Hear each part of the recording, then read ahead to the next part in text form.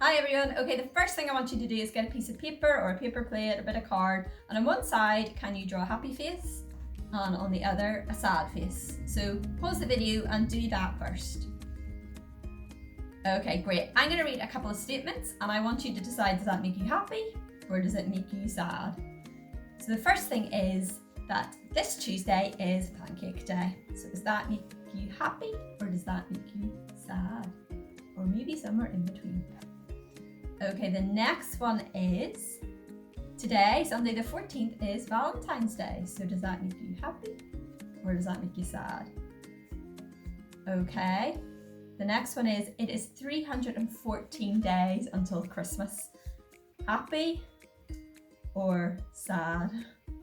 And the final one is this week is half term. So does that make you happy or does that make you sad?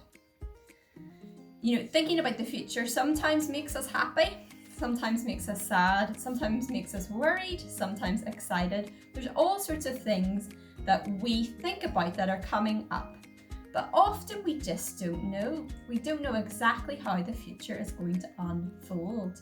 And plans can change and things can go differently than we think. In our passage today from Mark, Jesus talks a little bit about his future. He talks about what is going to happen to him. But the difference is Jesus already knew. He knew exactly what was going to happen. He knew that he was going to have to die, but that he would also rise again. And he knew that this had been part of the plan, God's big plan, right from the beginning of time. And this was a rescue plan so that you and I and others could know and love Jesus and be part of his family forever. It's amazing to know that Jesus knows the future, even when we don't. He holds it in his hands, and we are part of his great plan. So when we are worried or a bit nervous about what might be coming up, we can remember that he knows, that Jesus knows, and we can trust him for it. This month's memory verse is from the book of Colossians. It's from chapter 3 and it's verse 12. And this is what it says. Therefore, as God's chosen people, holy and dearly loved, clothe yourselves with compassion, kindness, humility, gentleness and patience. And that's Colossians 3 verse 12. But what does this mean? What does it mean to clothe yourself? Well, in the same way that we put clothes on our bodies, we choose them and we put them on, then we have to think of things that we put in our hearts and in our lives. So this verse is reminding us that we put on compassion, kindness, humility, gentleness and patience. So we think about these things, we think how we can show this to other people, and then that becomes part of really what we're putting on as our personality. Now, Sarah and I are going to say the memory verse again. We're going to say it word about, so she'll say one word, then I'll say the next. But while we're doing that, we're going to have a competition.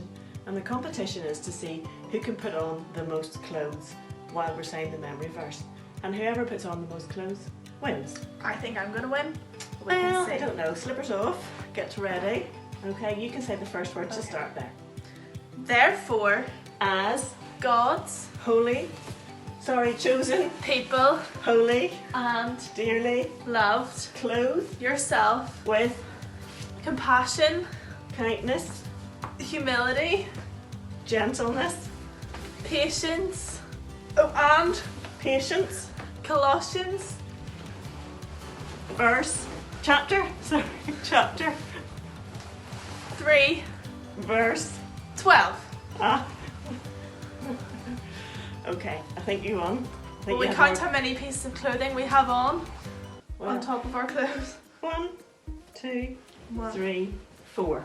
1, 2, 3, 4, 5. I win. Jesus knows and cares about our future, but he also knows and cares about our day-to-day life. Now that looks very different at the minute, and school looks very different while we're all at home. One of our friends from Lighthouse, Cara, is going to share a little bit about what her day is like. Now this may be the same for you or it may be very different, but let's watch and see what Cara gets up to during a typical day. Hi, my name is Cara and I go to Knock Presbyterian Church. Today I'm going to tell you about the typical day in the life of me. At 8:45 I get up and get dressed, then head downstairs to get my breakfast.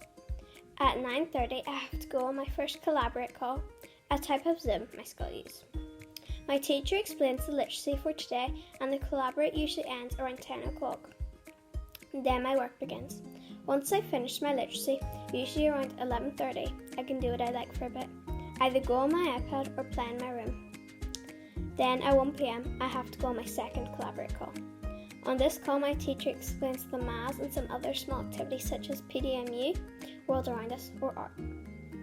Then once I have done both of those, my work is over.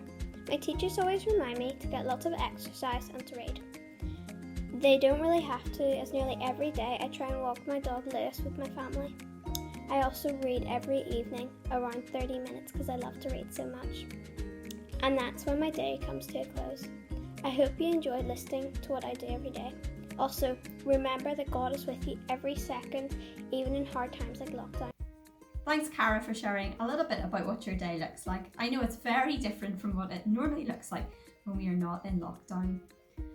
Maybe there are parts of your day that leave you feeling happy. You get to go out for a walk, or you get to watch something you love on TV, or read a book, or play a game, and you really enjoy that. Maybe there are parts of your day that leave you feeling a bit sad, or frustrated, or disappointed. Maybe homeschool is difficult. Maybe you're missing friends, or you're missing family, or you're just finding it a bit tough at the minute. And when we do feel like this, we're like this. But when we feel like this, we can talk to God.